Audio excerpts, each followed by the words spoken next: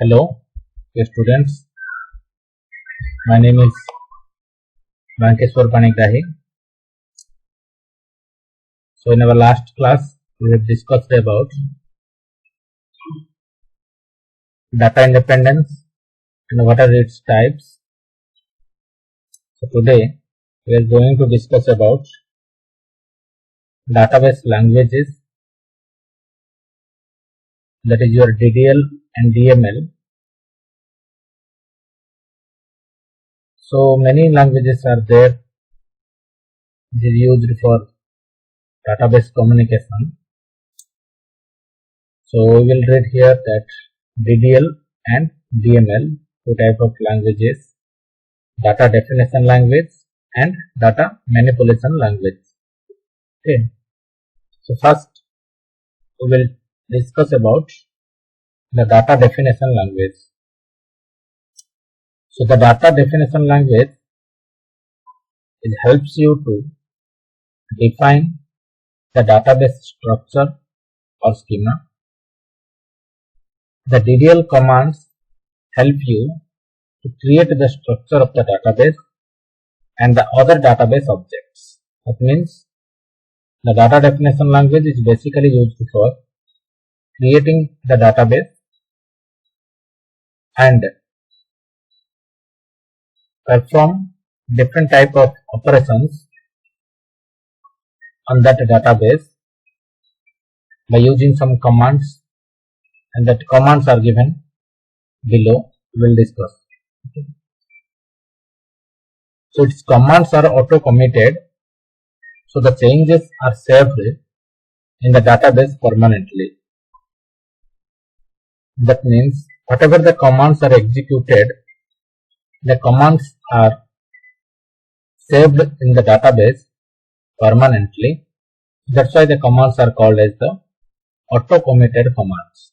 Okay.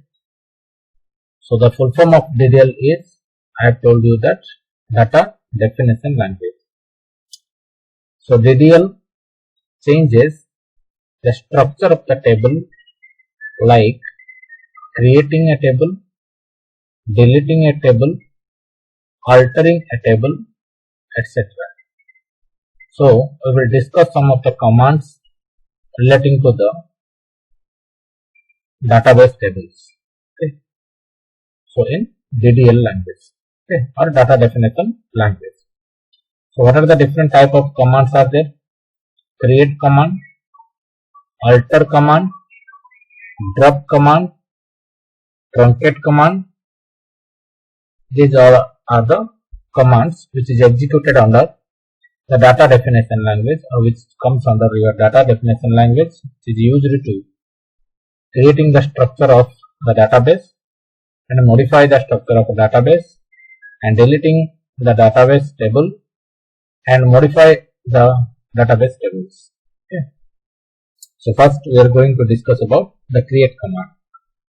So it is used to creating a new table in the database. That means whenever we want to create the table inside the database, because the data are stored inside the database in a tabular form or tabular structure, which is a combination of rows and columns, and each and every combination of rows and columns are called as cells.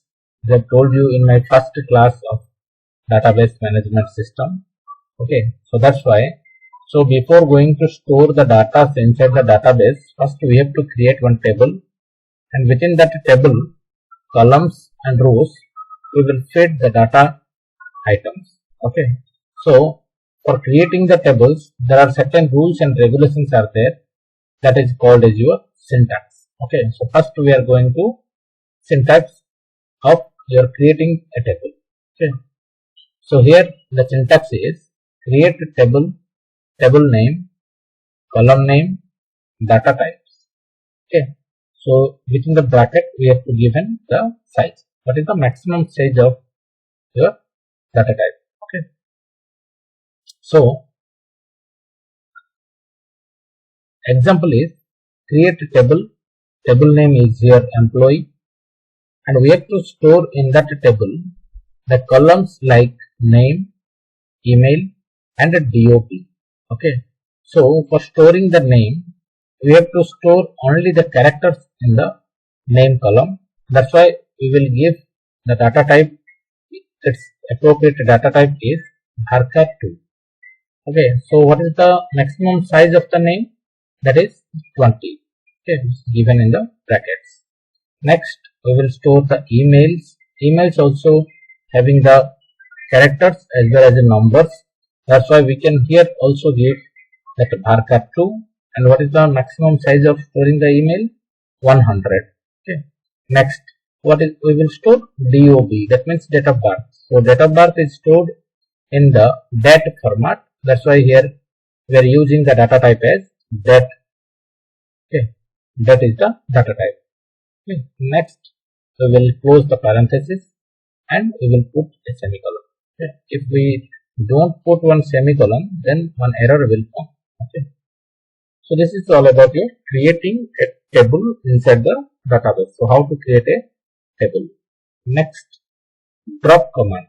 So what is a drop command?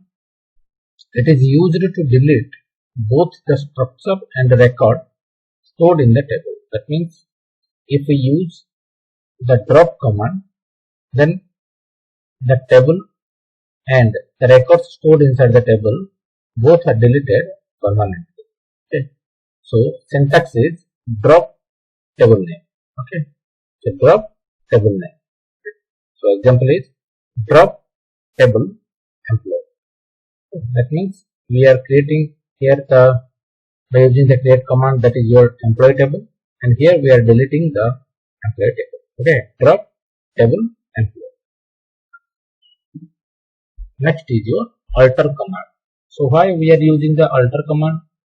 It is used to alter the structure of the database. Means this change could be either to modify the characteristics of an existing attribute or probably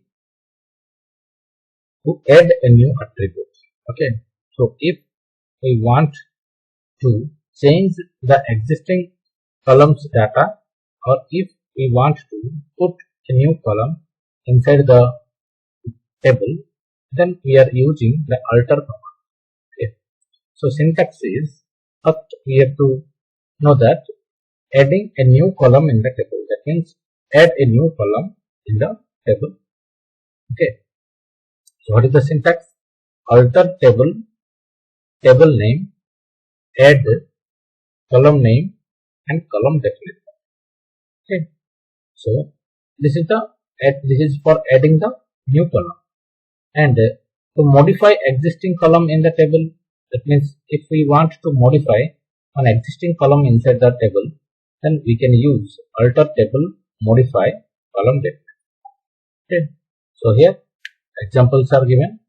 So alter table student details address bharkat2 20. Okay. That means here we are using the student details address table. We are adding a new column, that is your address column, in the student detail address table. Okay. Then if we want to modify the existing column, then we are using alter table student details table modify name bharkat2 20. Okay, that means here we are only modifying the name of the column name, that is your name. Next is your truncate. So truncate is used to delete all the rows from the table and free the space containing the table.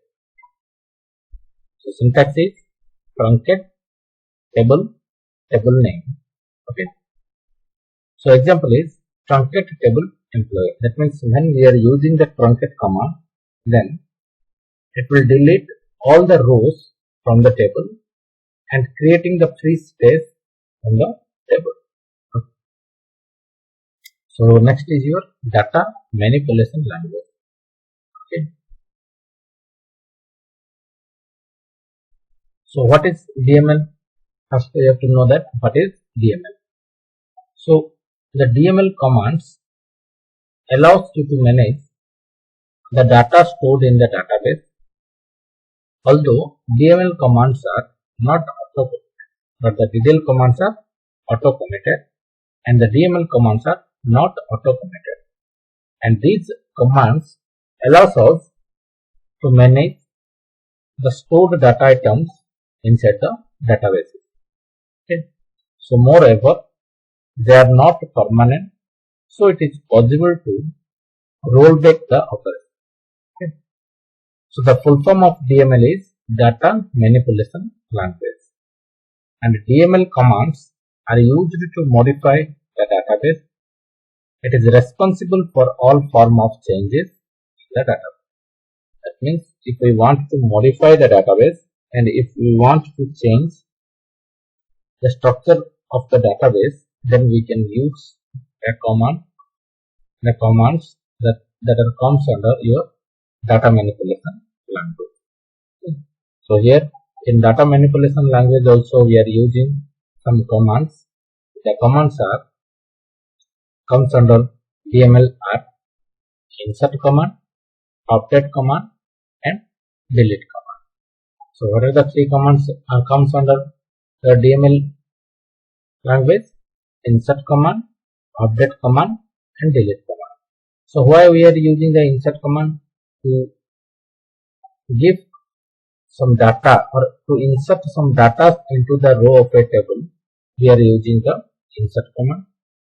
And update commands are used to update the table by the current information, the updating the data, and delete command is used to delete some data.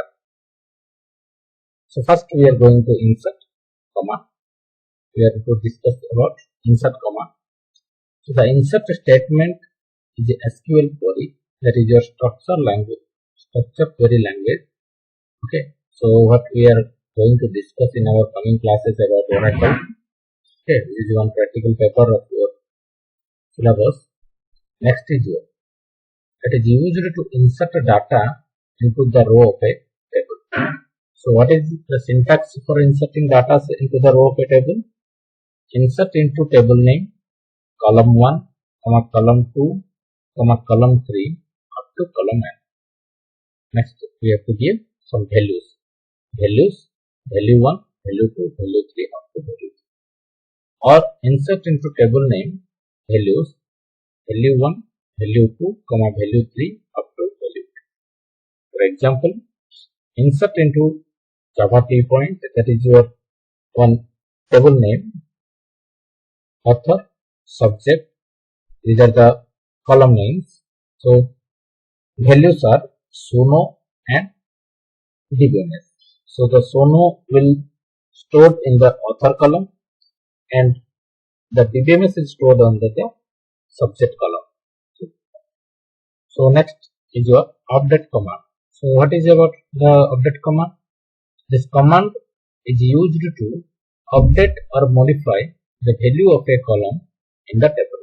Means if we want to update or modify the value of the column, then we are using the update command.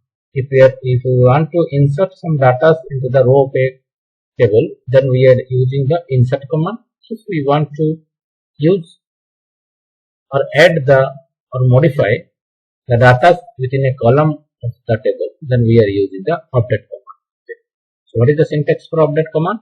Update table name, set column name equal to value 1, column name n equal to value 1, where we have to give the condition. For example, update students, set username equal to Suno, where student ID equal to 3, where student ID equal to 3.